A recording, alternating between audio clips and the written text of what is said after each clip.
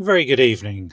UK bird news and sightings as of Sunday, the 14th of September 2025. We continue to have lots of redback shrikes being spotted around the UK, mostly juvenile.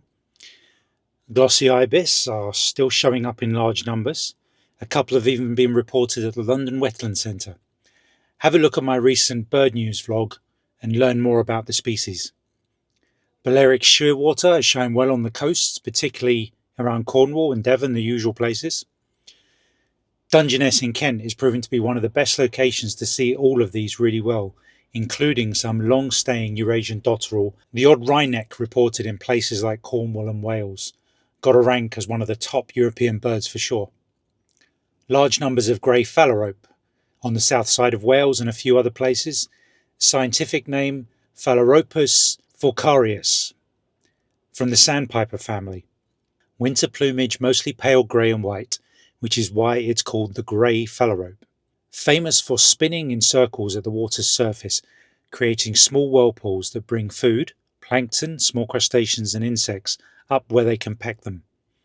The swimming ability. Unlike most waders, phalarope spend much of their lives at sea and are strong swimmers. Role reversal. Females are more brightly coloured, compete for mates and leave after laying eggs. Males incubate the eggs about 3 to 4 and raise the chicks. Extremely long distance migrants. Breed in the Arctic and winter far out at sea, especially in the tropical Atlantic and Pacific Oceans. Rarely seen inland, but sometimes appear on lakes or reservoirs during migration. Fun fact, phalaropes are one of the few birds that feed extensively on the open ocean, behaving almost like miniature seabirds despite being waders. Reports of red-rumped swallows landing in random locations all over the UK. Ospreys are showing extremely well in several spots around Kent, Suffolk and Norfolk. Their comeback has truly been sensational. Now it's not such a big surprise to see one when you go out for the day, and if you don't see one, you're very likely to bump into a birder who has seen one that day. The Zitting cisticola that bred in Suffolk, the first for the UK mainland, are still present and doing well. If you look at my vlog from a couple of weeks ago, I go into more detail about that. The tiny Curlew sandpiper seems to be having a good start to the autumn. I'm seeing dozens of photographers getting what is usually a difficult to spot bird and close. If you've seen my latest vlog where I travelled over to the Isle of Sheppey, you will have seen the big flocks of corn bunting and golden plover that wasn't there on my last visit. Also local to me, probably the first short-eared owl of the autumn has been spotted at Rainham Marshes, and Sunday the 14th a stunning male red-footed falcon landed at Elmley. So there is definitely a very obvious shift of bird species. Other notables include multiple Sabine gulls. Here are some fascinating facts about Sabine's gulls. Zema sabini.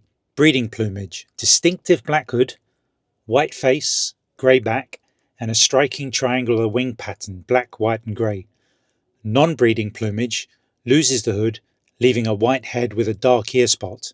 Juveniles show a bold W pattern across the wings in flight. Their flight style is often described as more tern-like than gull-like, agile and graceful. They feed on insects, small fish, plankton and crustaceans, often picking food from the surface while flying. Nest colonially in the Arctic along with Arctic terns.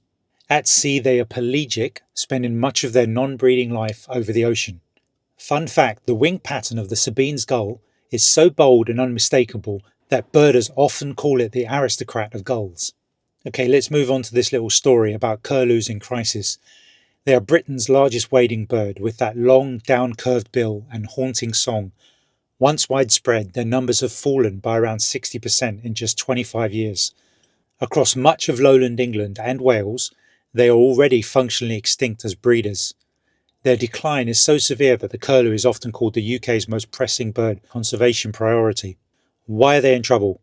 Habitat loss, wet meadows, bogs and rough pasture, prime curlew habitat, have been drained or converted to intensive farmland.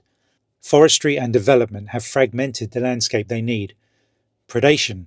Because curlews nest on the ground, their eggs and chicks are vulnerable to foxes, crows and even badgers. The result? Fewer chicks are fledging each year and the population can't replace itself. Now the controversy. Predator control. Some conservationists argue that culling foxes and crows may be the only short-term way to help the slide. Supporters say we can't wait decades for habitat restoration while curlews vanish in front of us. But others warn predator control is a short-term fix. Killing native species raises ethical questions.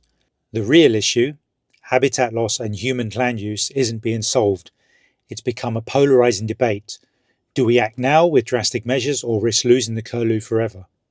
Projects in Northern Ireland, Scotland, and parts of England are trialling habitat restoration alongside targeted predator management. Farmers are being paid to delay mowing and creating safer breeding spaces. Community conservation groups are monitoring nests and protecting chicks. And across Europe, there's increasing recognition of the curlew as a cultural icon, not just a bird, but part of our natural heritage. There's been multiple successful breeding programs on the Isle of Sheppey, and I saw hundreds when I visited recently. They're doing really well there, and I think it might be down to lack of predators. I don't believe there are any foxes or badgers on the Isle of Sheppey. Okay folks, hope you enjoyed that, and I will see you next week for an update on all the news.